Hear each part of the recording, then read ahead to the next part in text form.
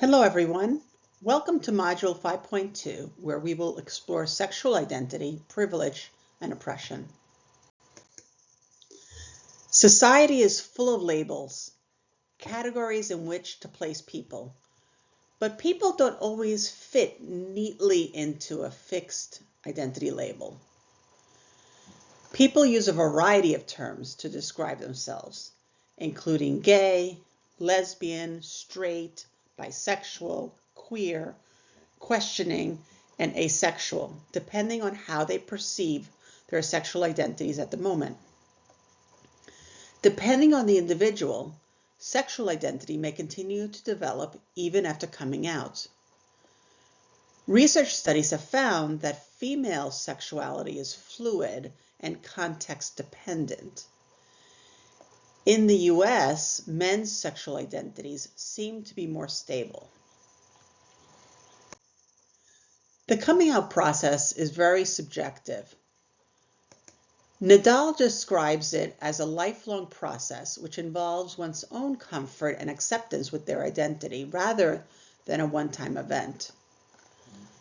Heterosexual or straight folks don't have to come out, and that's a privilege. Queer folks have to think about whether or not to come out depending on context and people they meet. This is something that heterosexual individuals don't have to think about. The coming out process has been described as a Western concept because of the Western concepts of individuality and freedom. The coming out process is more nuanced or less frequent in queer and trans communities of color. It might be impossible to come out depending on context due to heterosexist and transphobic messages by families and communities, which are often socialized through religious systems.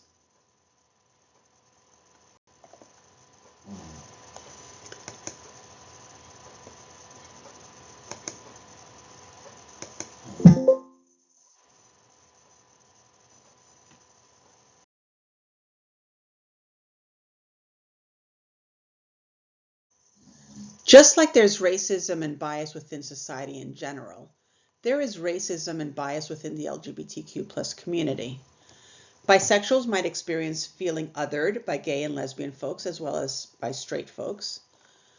Black and Latina trans women are most susceptible to being murdered than other LGBTQ+ groups. Queer trans persons of color youth face more police harassment or violence than white LGBTQ+ youth.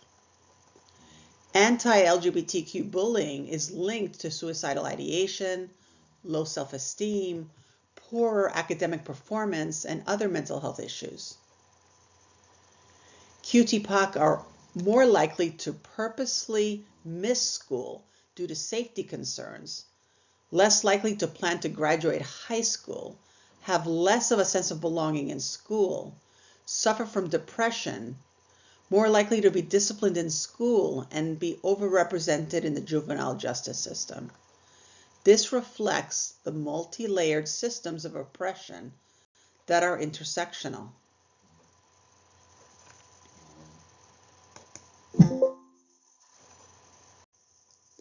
The classroom must be a safe and inclusive space.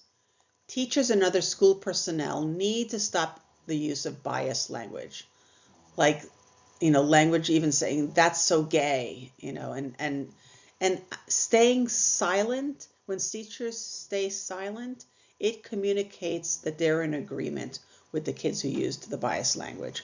So teachers need to step up and correct and not allow biased language to occur in their classrooms. Teachers also need to incorporate LGBTQ and QTPOC affirming lesson plans by including the works of QTPOC voices. Like in general society, heteronormativity exists in many families where heterosexuality is promoted as the preferred sexual orientation. There is a correlation between negative family experiences and poor mental health in LGBTQ youth. What this means is that LGBTQ plus youth are more likely to experience more mental health if they experience negative family relationships surrounding their sexual orientation. There is a greater incidence of suicide among LGBTQ plus youth who endure parental mistreatment and abuse.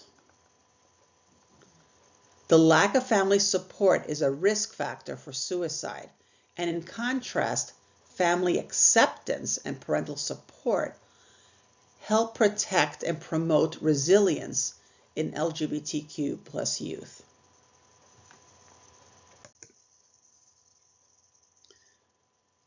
Module 5's journaling is multifaceted, where you will reflect on the readings, explore your gender and sexual identity, and systems of oppression related to these identities, specifically misogyny, misogynoir, and heterosexism. As always, I look forward to reading your responses.